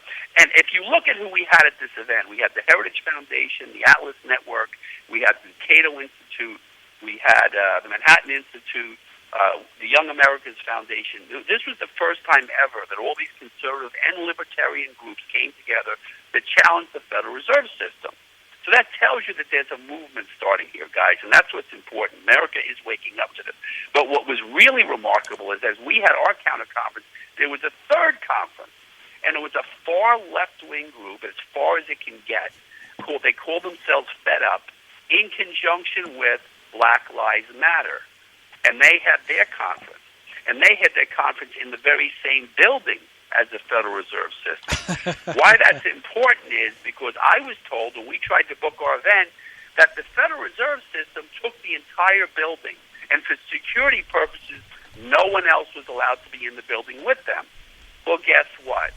Suddenly, this left-wing group, backed by the Center for Budget Policy and Perspective and Black Lives Matters, lands with a room right inside their event. So, I mean, you got to wonder what that's about. Now, what are they advocating for? They want the Federal Reserve System to keep interest rates at zero, to make low-interest money credit available to poor people so they can buy houses and get loans they can't afford. Now, I think we tried that once before, didn't we? And it failed miserably. I was about to say the same thing. Where have we heard this before, along with three little letters called CRA, Community... Exactly. Reinvestment Act. They're all sitting around the bar, the guys from Fed Up, Black Lives Matter, and the Federal Reserve saying, hey, we got an idea. We'll make really low interest rates, home mortgages available to poor people. They'll buy houses they can't afford. Guys, you tried that once and almost destroyed the entire economy of the country and the world. And they're currently doing it with cars. Skip, sorry. Exactly. You're getting people, you're right, if you're getting people to buy cars they can't afford for 7 years, as much as 7-year car loans, by the time people are into their 5th or 6th year of paying their car loan, the car is not worth what they own on the loan. This is an absolute disaster. It demonstrates that the Fed is very political. Very political. First of all, I've asked for an investigation by Congress. How did this left-wing group manage to get into the building with the Fed people where they said you couldn't get... I mean, wait. If I'm not mistaken, the people at Black Lives Matter were marching down the street, something about, killing cops and whatever. I mean, and they're in the state. That's not a security risk. Yeah, really. Well, here's another thing that I look at, because rightfully you keep saying, the central planners think they know everything, and I'm glad that you brought F.A. Hayek into the conversation, because I look at these black swan events and go, okay, what is going to happen? And I think we're seeing, as we mentioned earlier in the show, we are certainly seeing a huge flock of black swans hitting Western Europe right now. So what do you think that's going to do to all this careful planning? Because I'm looking at up to 35 million people strolling into Western Europe. What is this going to do to the economies of certainly the Eastern European countries that can't afford this? But when they finally all get to Germany and France and the rest, if they are allowed to, because all of a sudden this idealism about brotherhood and everything else is going by the wayside. Yeah, well, until the first bombings. Look, this is not a good thing. We know it's going to be very tumultuous. And ultimately, I think you're going to see a return of European currency. I think this will help lead further towards the end of the euro. That's a complex discussion. But if you go back to just this whole Federal Reserve issue and what I talked about earlier, the vision of the founding fathers, understanding very simply that they needed your money to be out of the reach of bureaucrats and elected and unelected officials. Nobody should be able, once you earn your dollar, it should be your dollar for the rest of it, as long as you have it in your possession. And then you go further, fast forward to like the teachings of Hayek and von Mises about central planning. They both really correlate with one another. Even though the founders never read Hayek, we know that, right, or von Mises, they still understood the importance of individual liberty and owning your money. We've moved so far away from this concept that it's a threat to every single one of us. I mean, today, if you're a saver, if you're an American, if you've worked all your life, and say you're hitting 65 years old and you've achieved that goal of saving $1 million. Now, $1 million isn't what it used to be, but a lot of people don't have $1 million. It's still a lot of money. I mean, $1 million should be enough to say, hey, I'm there. I'm a millionaire. And you take your $1 million savings, and you've done it through hard work and thrift and frugality, not because you suddenly became, a basketball star or a rock star, or won the lottery. You did it over time. And you walk in and say, Mr. Banker, I've arrived, I've saved $1 million. They're going to pay you, if you're lucky, 1% interest on your money. That's not enough to pay your rent. That's not enough to pay for food for the year. That's a disgrace. The Federal Reserve, in this arbitrary decision to keep interest rates low, to keep the people that the fed-up left-wing group happy so they can give out low-interest loans to people who shouldn't get them, are destroying savers. They've made a mockery of thrift. They've turned frugality into some sort of eccentricity. Why bother saving? And what this is, gentlemen, is the most clever, diabolical way of redistributing wealth possible. People look at tax policy as a way of redistributing wealth. We know that. Progressive taxation is wealth redistribution. But monetary policy is the most devious means of wealth redistribution there is in the economic system. Because if you take a saver and you drive their interest rates into the ground so that they're losing the value of their savings, then you say, okay, now we're going to lend this money to poor people who can't afford it. You're redistributing wealth. That's ultimately what you're doing. And the other part of it is that because the Fed simply prints money out of nowhere, and they've stopped for the moment, but they'll start those machines up again. Trust me, I believe quantitative easing will be back. When they can print money out of nowhere, when you walk into that bank with your savings, the bank is like, what do we need you for? We could just print money. Steve, we're just about out of time. How do people reach you? Well, I'll be in New Hampshire a lot. The week after next, I have 5 or 6 meetings. I'm speaking at the Republican Liberty Caucus. I'm doing a panel discussion. I have a number of events across New Hampshire. I want to do as many as possible. We need to get people out into bars, restaurants, pubs, VFWs, radio shows, waking up to this issue before it's too late. Go to my website at fixthedollar.com. We're doing events, and we're booking more events across all of New Hampshire. I think New Hampshire can be critical in this issue, driving this into the presidential debate, and ask those presidential candidates that are coming into your towns, whether it's Manchester or Nassau or whatever, what about our money, guys? What are you going to do about our money? All right, Huge Steve. question for America. We got to go. Thanks so much for taking some time to talk to us. Have a great weekend. Thank you, guys. All right, we'll see you. All right, we'll be right back. Hi, this is Rich Gerard, host of Gerard at Large in the Morning, the Manchester area's only locally owned, locally operated, focused, and interested riveting radio show, heard live every Monday through Friday from 6 to 9 on 90.7 FM WLMW New Hampshire Family Radio, and available 24/7 live or archived at GerardAtLarge.com. Be sure to tune in. This is a coalition of New Hampshire taxpayers. We're located at 8 North Main in Concord, New Hampshire. This is a repository for all things conservative and municipal. So if you have a problem in your town, your school, your budget committee, the right to know law, and now at the top of our list is voter fraud. You have a tip for us, some information for us, you want to join or help us out, cnht.org.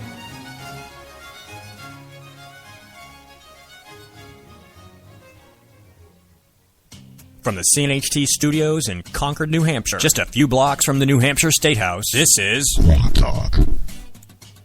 3, 2, 1. We'd like to welcome you to another edition of GrokTALK, brought to you by New Hampshire's leading conservative blog site, GraniteGrok.com. We are your feared, extremist, right-wing, hard-charging, gun-toting, opinionated, outspoken, rabble-rousing, letter-writing, radio, microphone stomping conservatives and rational libertarians. So get ready for more news and opinion you could only get from GraniteGrok.com. GrokTALk. All right, this is GrokTALK. Okay, all right. We're going to... Keep on the line. What are we doing? You're going to... Bring her on. All right, I'll bring her on. See, we didn't know if this was going to be a now thing or a later thing. Our special guest, I said there was a guest to be named later, and this is it.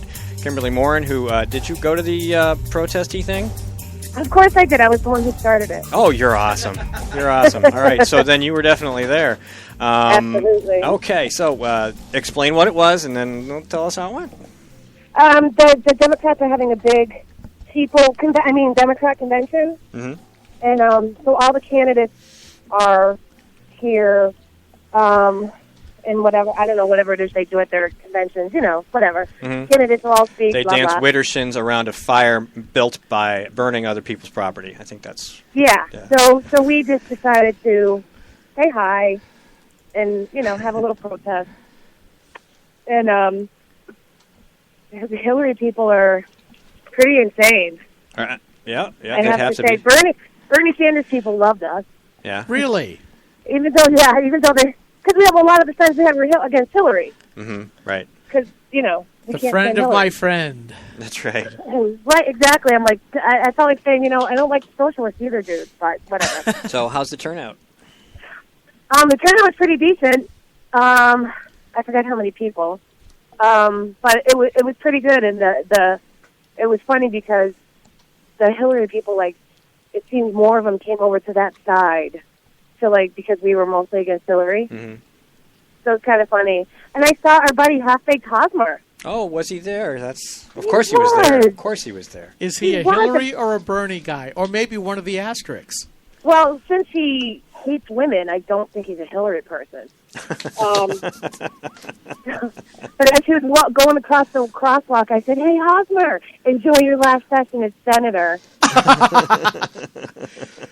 Well, I will make this pronouncement. If I win Powerball tonight, I will run against him. But that would be good. Yeah, it'd be a lot of fun. But my chances of winning Powerball, not so good.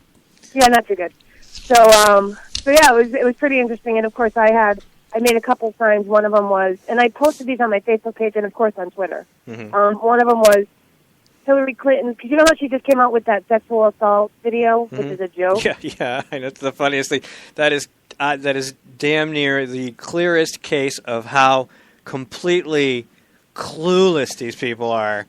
She did that. So I made up a sign that said Hillary Clinton didn't believe her husband's victims. she victimized them. Right.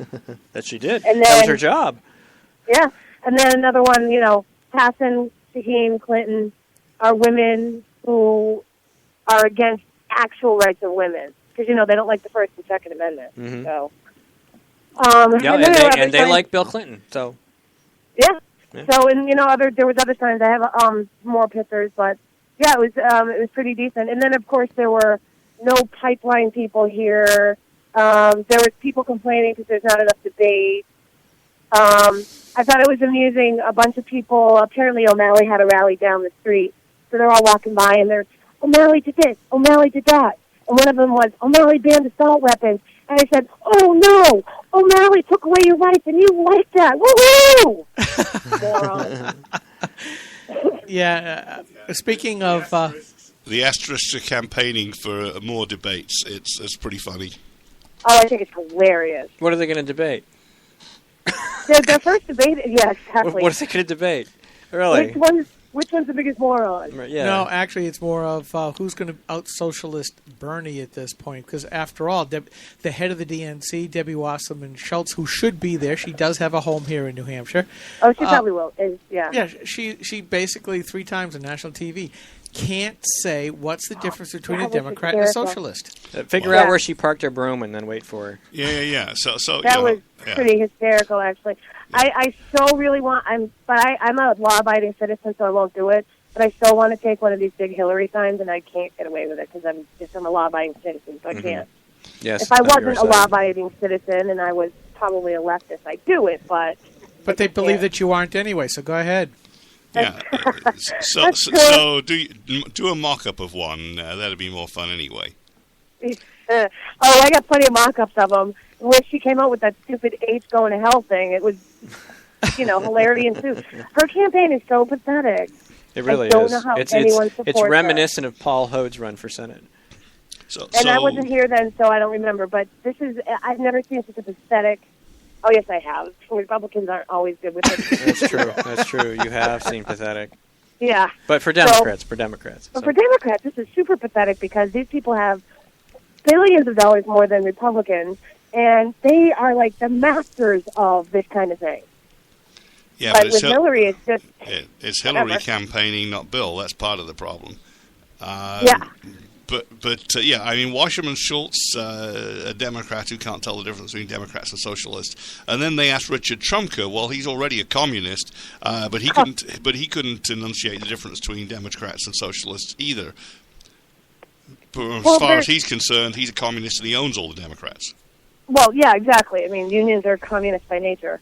But I think it's amusing that they can't tell the difference because honestly, when you go side by side, there isn't much difference.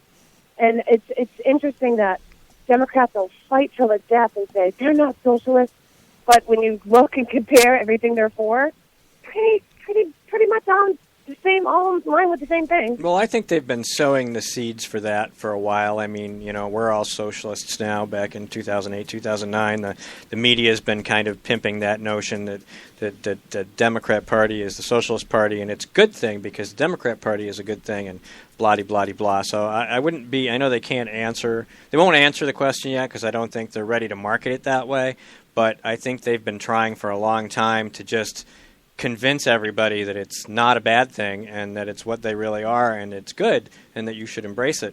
They're just not ready yet. You know, what I feel, I honestly feel bad for young women who don't know the truth about what Hillary did to the women her husband sexually assaulted. True. And I know that I have given some of them the facts and they were appalled in the past, but I was literally called the C word last night by some Hillary supporter because she said I was trying to say Bill Clinton was committed sexual crimes. I'm like, he did. Duh. So yeah, they're quite classy too. But if you drag a slick willy through a trailer park, you never know what you'll pick up. But the thing is, I honestly feel bad for these women, and I try to inform them of the truth all the time, like I do, because they just don't. There's a whole generation of voters right now. They have no idea what happened back in the 80s. Heck, I didn't even know the real full truth about Hillary Clinton and Bill Clinton until 2009 when I started reading and researching. Honestly, I knew some of it, but I did not know the whole thing, and probably still will never know the actual whole thing. But how could any self-respecting woman support her? Yeah, None. Not one. I mean, aside from the fact that she was initially put in charge of tamping down the bimbo eruptions, of which there were many, and destroying the reputations of the women who dared to suggest they might have had a relationship or been molested by Bill, and everything that she's done since, and the mysterious deaths that have always accompanied the Clintons' travels. It is the media doing its job. They don't talk about it. I mean, if he was a Republican, everybody would know. If he was a Republican, guys, if he was a Republican, he wouldn't be revered by the Republican Party, okay? The Democrat Party has always revered Bill Clinton. He was one of the most popular Democrats for many, many years, even though he has a record of being a serial sexual assaulter. That is what I find disturbing. And it's not just that. I mean, even if we took that out, he cheats on his wife. He's still cheating on his wife. The Secret Service has identified that he's continually cheating on his wife. If that's not a moral character flaw, and she knows about it, what the heck is? And she doesn't care because she's got her fellow pantsuited women that well, she it doesn't hangs matter. out with. She's all about the power, and that's her little thing. And she's well, and that's the thing, and that's what disgusts me even beyond that she enabled him to continually creating more victims, because that's what she did, because she didn't stop him. She could have at least had some respect for herself, but she cared more about the power and his political achievements and where he could go in office than she cared about another woman getting sexually assaulted. That's disgusting. It was entirely about perpetuating each other's rise to power and fame and fortune, and anybody who got damaged along the way was purely incidental. Yeah. Well, and what and the thing is, her entire career has been her biggest accomplishment has been staying out of prison. Okay. Anytime someone asks me what an accomplishment, I tell them that, because her entire career since she was on Watergate, she was fired for ethics violations. I mean, come on. This is a woman that they want to be president of the United States. Kimberly. Yeah, Kimberly, I want to go back to something that you said earlier about the media and ask the question: is there a lot of media there? Do we see lots of cameras? Do we see lots of reporters with notebooks or laptops and stuff like that? And how many of them are actually standing up and cheering? Well, I'm not. Are you kidding? New Hampshire Democrats would never give me a press pass. I've tried once and they ignored me. Even though that you're with Examiner.com. And a couple other places too. Yeah. Well, I was kind of hoping that one might get her in. Associating with us. No. But I mean, she's got the Federalist Papers. She's got a couple others too. Yeah, exactly. But before I was even associated with you guys, I tried to go to an event as the press, and they wouldn't do it. Did anybody bitch about how they had to show their ID to get in? No, I was going to ask somebody if they had to do that. I'm sure they did. They do. Yeah, they always do. Just Massachusetts, I wrote about that, and the thing it went viral. Yeah. Because when I was in Massachusetts, they were whining about the voter ID. But yet you needed an ID to get into the Democrat convention in Massachusetts. Oh, by the way, that's the other thing I want to tell you guys. Most of the people up here are not from New Hampshire. Busload after busload of Massachusetts people.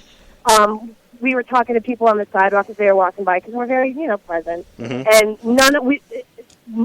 I probably over 100 people walked by. Not one of them was from New Hampshire.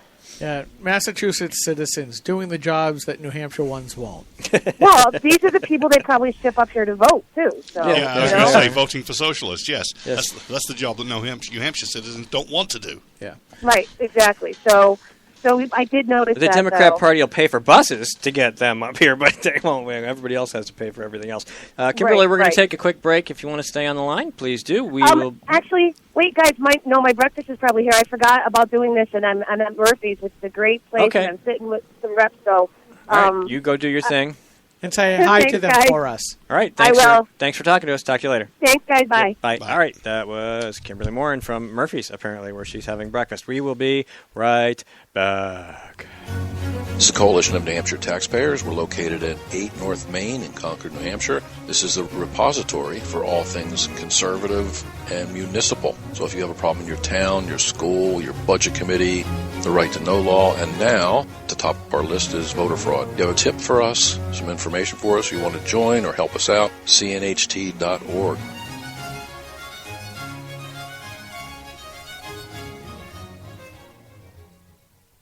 From the CNHT studios in Concord, New Hampshire, just a few blocks from the New Hampshire State House, this is GrokTALK.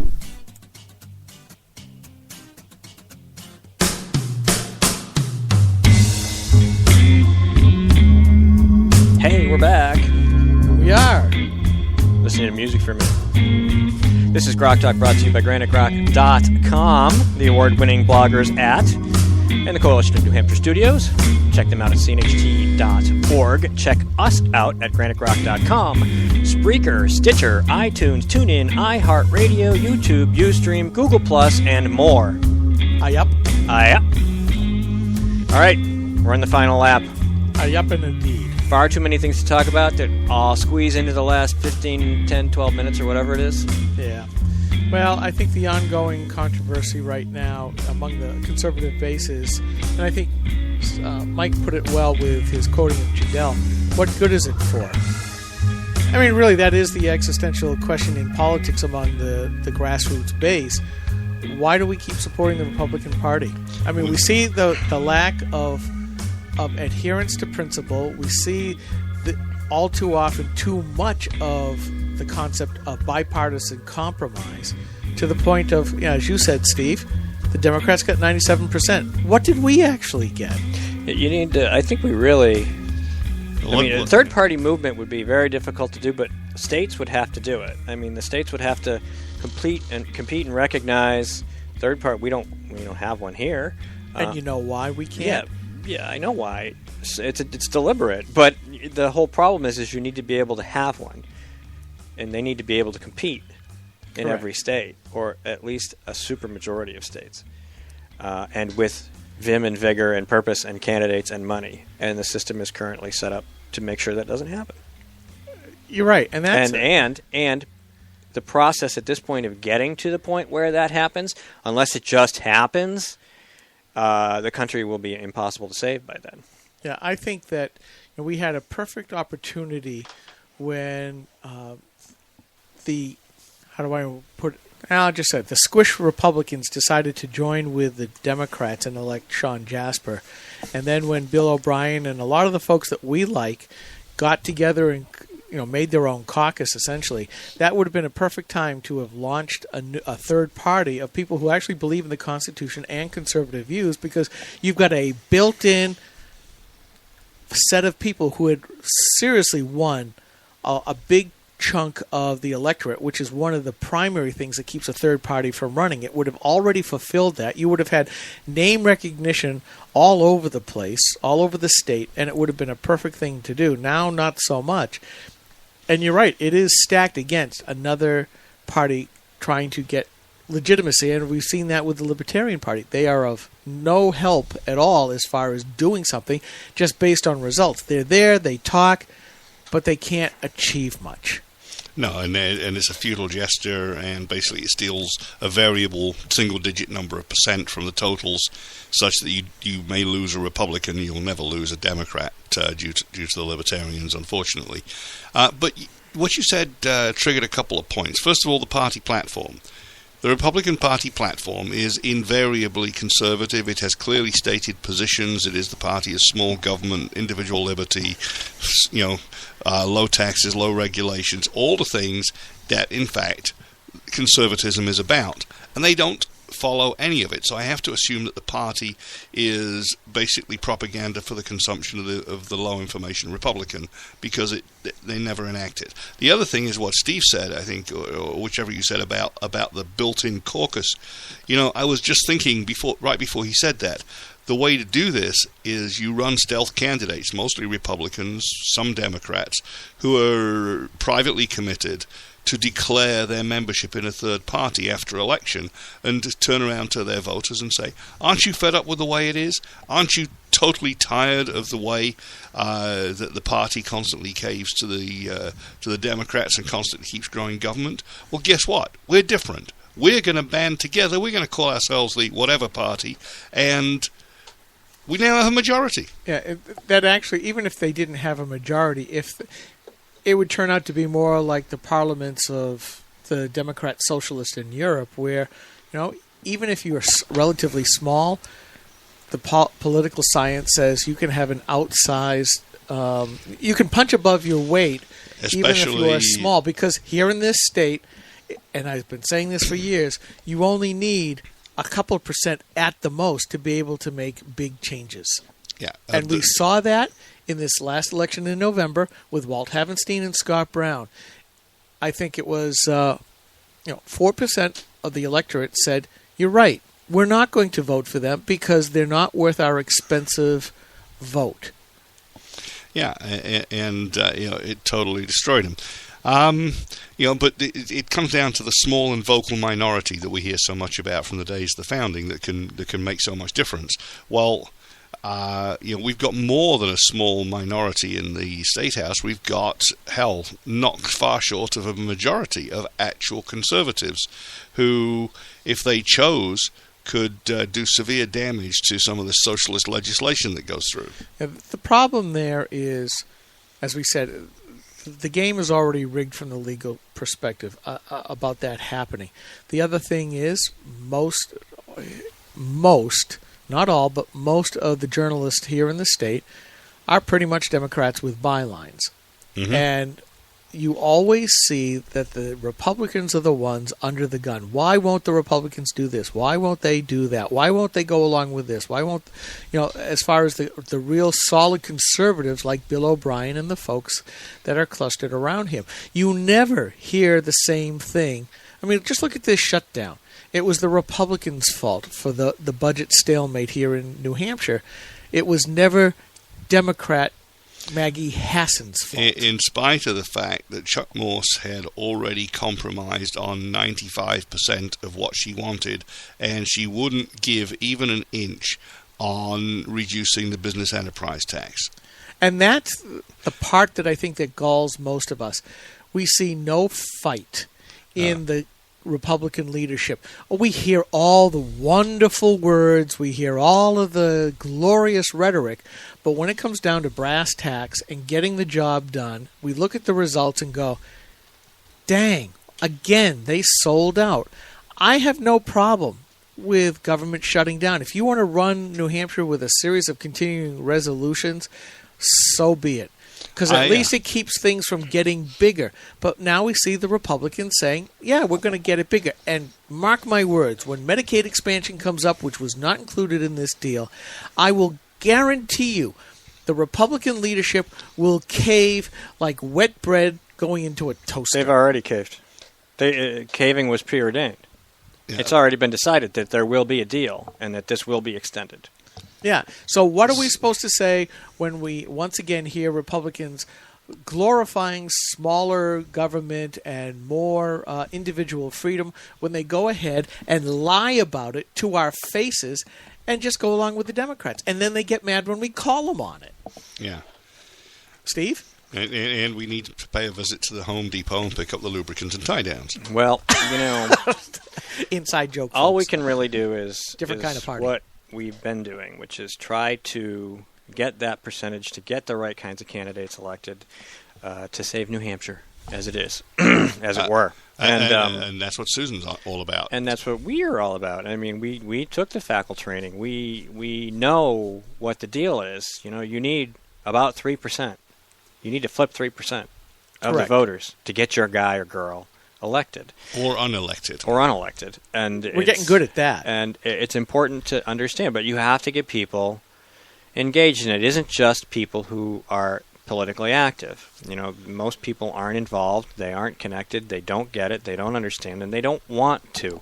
And so when you have somebody like a Trump who comes up and actually gets people who have been disconnected from the process to engage in the process, you see the establishment go, no, we don't want that. I mean, are they objecting to Trump because he's being successful, or are they objecting because he's bringing people into the process who aren't going to vote their way? And I would think it's the latter. And you're right. And we saw that.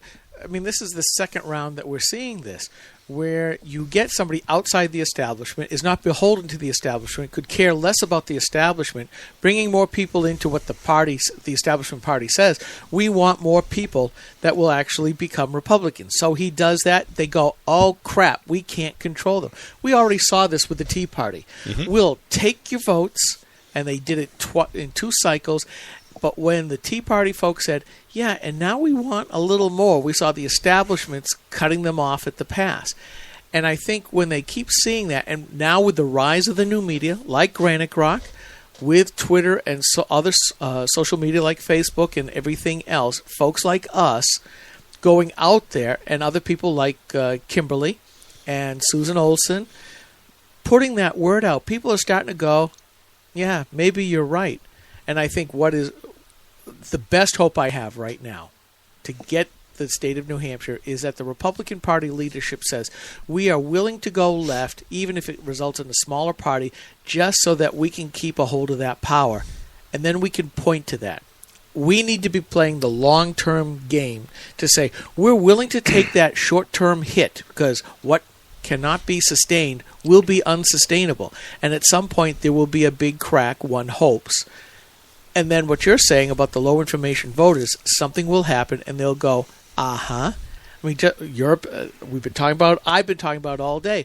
Look what's happening in Europe with the migration. They never thought it would happen, and they put in rules that would allow it to happen. And oh my, it's happened. Now what do we do? They're panicking. And I think the Republican leadership here in New Hampshire... You left off a cliff, and look, the ground is approaching. I like that. That's a good way of putting it. And I think one would hope that the Republican leadership saw that in November when their top of the ticket, the top 2 of the ticket, cratered. Mm-hmm. Do you think they've learned from that, Steve? I don't think they have yet, Skip. No, we do need a Republican governor. We do need a Bill O'Brien House, and we do need a Republican majority in the Senate. And if we could get those things, we can do a lot of good in New Hampshire in 2 years. If we can get Republicans that actually cherish the platform, and Nancy Stiles out from the seacoast. If you have a Bill O'Brien House and you have a Republican governor, you have a lot more leverage.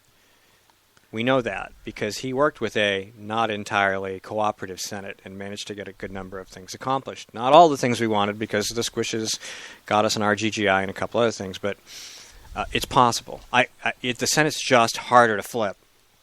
Yeah. With good people. I mean, we've got Republicans in there now. A bunch of them are horrible, but they could be leveraged with the right kind of Republican House, which we don't have because we have a Republican Senate kind of Republican House with Jasper and the Jaspercrats and the Democrats working together. But that needs to change. Yeah, and then we could definitely make huge movement to the right. But we need a Republican governor. We need a principled governor that's willing to not just sign the legislation. And consider SB 116. Yeah. Given the House and the Senate that we have, that still went to the governor. A Republican governor would have signed that. Yes. And that'd be a done deal. So, absolutely. I mean, we have to take those when we can get them. I mean, we're not going to get everything we want. We have to get something. We have to start moving the pendulum back the other way. Yes, we do. And there are good people that want to run for governor. It really depends whose hats are in the ring. But there are good people out there. Yeah. Steve, I think that you're right. We certainly want to bring that Overton window back to the right.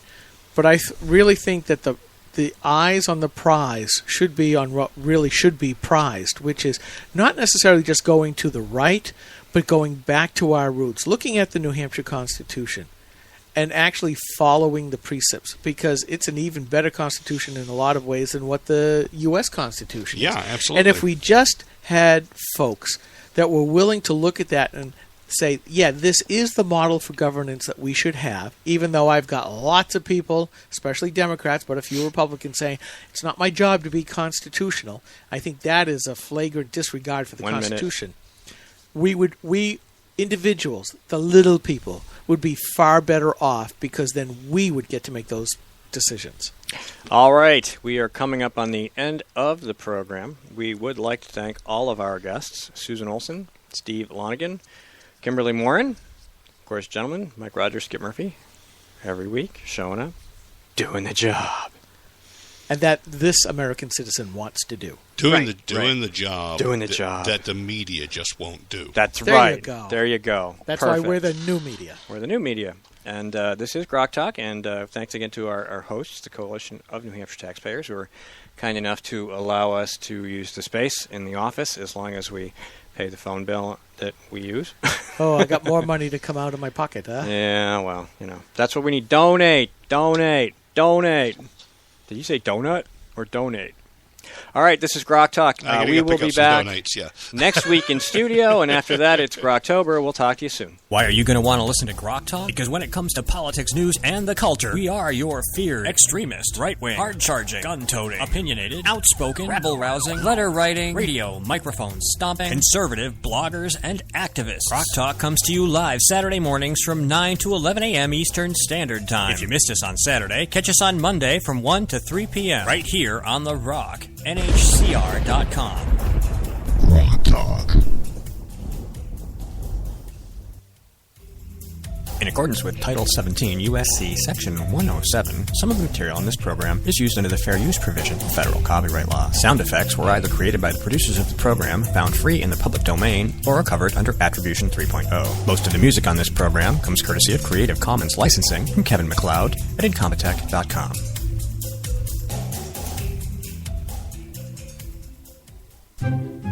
The opinions expressed on this program are those of the speakers and not necessarily those of CNHT, GraniteGrok.com, this station, or anyone else for that matter.